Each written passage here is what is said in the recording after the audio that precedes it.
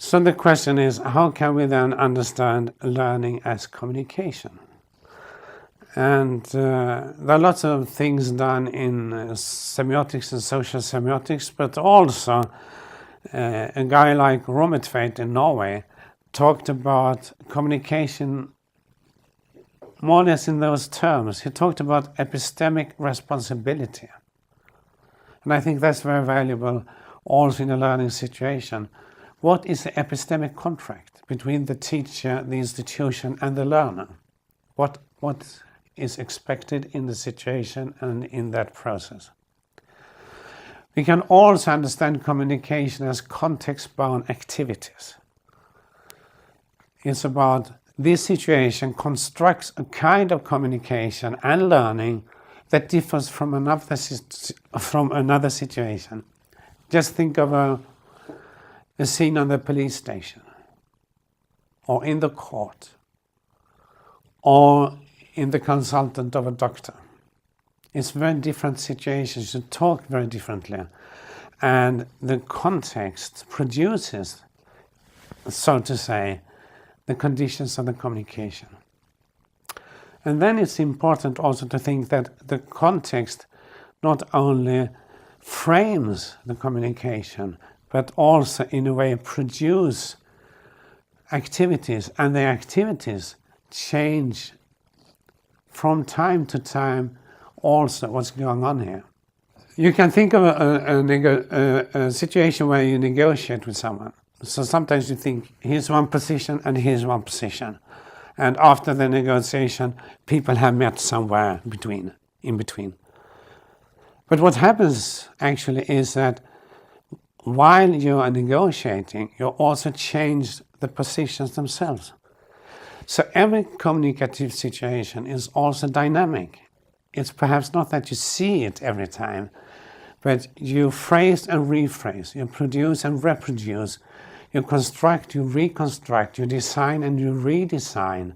And so to understand teaching and learning is also about to understand that the learner is in some way also affecting the teaching. It's not only the teaching that is affecting the learning.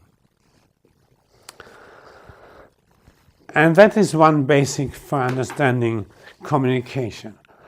So this is a traditional model by Shannon and Weaver, originally produced to understand technical communication and military conflict situation in troops.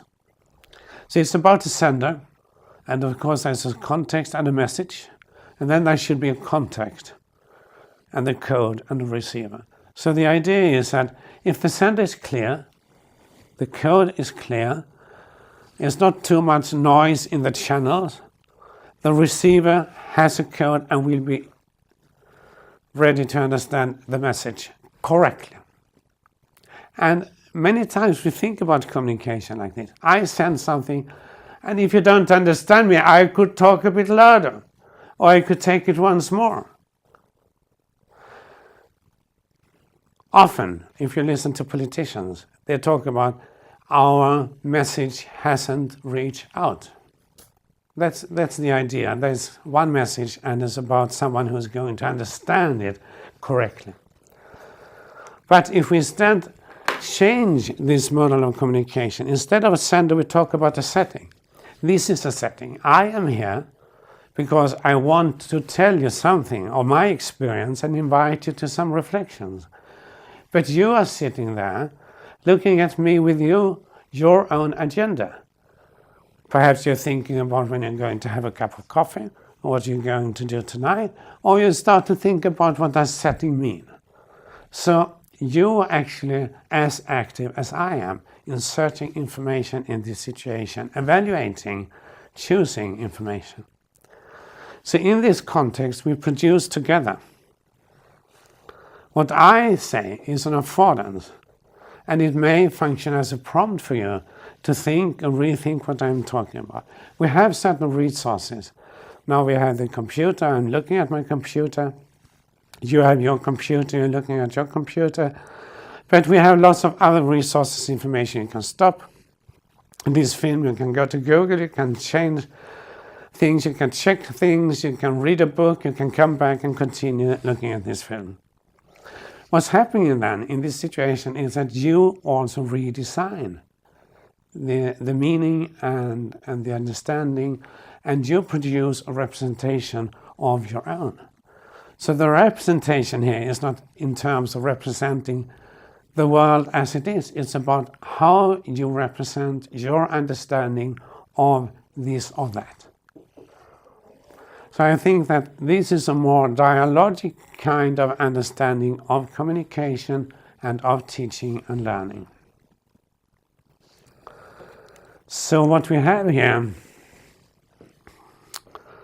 we have a setting where we have interpretation and transformation and transformative activities, which is made in multi-sequences. I call it multi-sequentiality. And it's different kind of learning sequences that starts and ends somewhere and relates to next one. We make choices and come back to that. But it's also about media we use, resources. It's about sign making. We make signs, we produce signs. I produce signs and you produce signs. I design and you redesign, and you make a representation.